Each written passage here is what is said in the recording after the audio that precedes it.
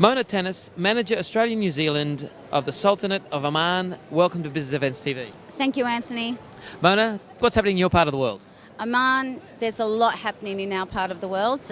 We've got the convention centre, which is opening in 2016, fully integrated complex, seating for 3,200 delegates.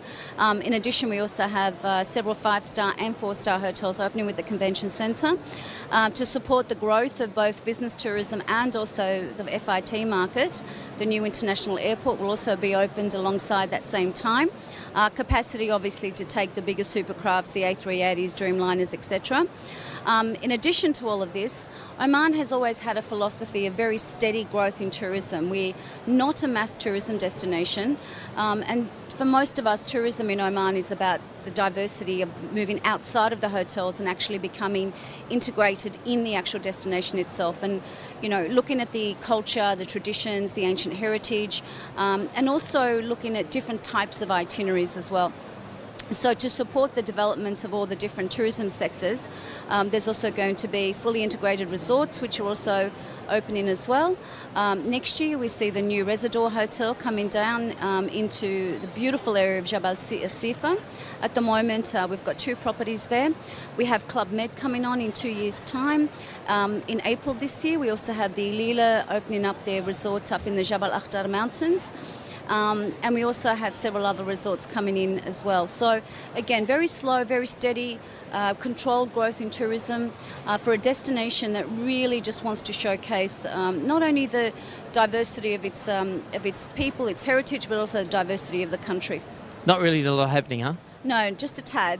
I think the wonderful thing about His Majesty Sultan Qaboos is when he took power back in the 1970s, his whole philosophy was to develop his Vision 2020. And with Oman, every 5 years, they actually release the 5-year plan. So at the moment, we're in the 7th 5-year plan.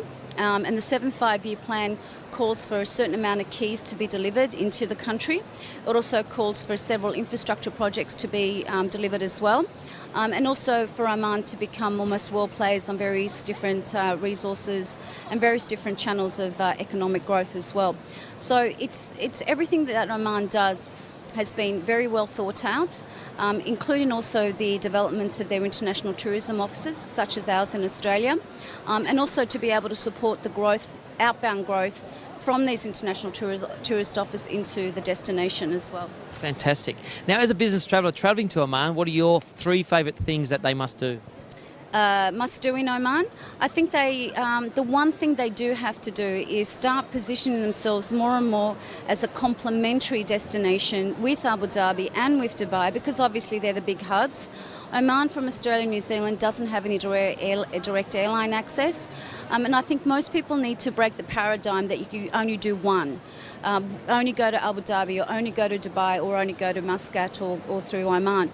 The whole region itself needs to actually collectively come together to start positioning for FIT mainly as a complete destination, or the Gulf opening up more and more as a complete destination, and also showcasing the diversities of all these different cities and countries that are becoming very, very prominent for being international gateways, not only to Australia but also to the rest of the world.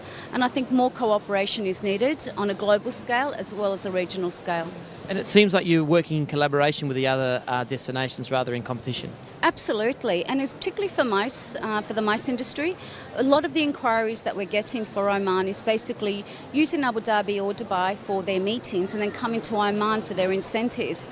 Because the geography of Oman, you can do water-based incentives, you can do mountain-based incentives, you can do cultural incentives. So there's so many different options available for meeting planners when they actually look at the destination, and so many again get tied into the fact that we can only do one.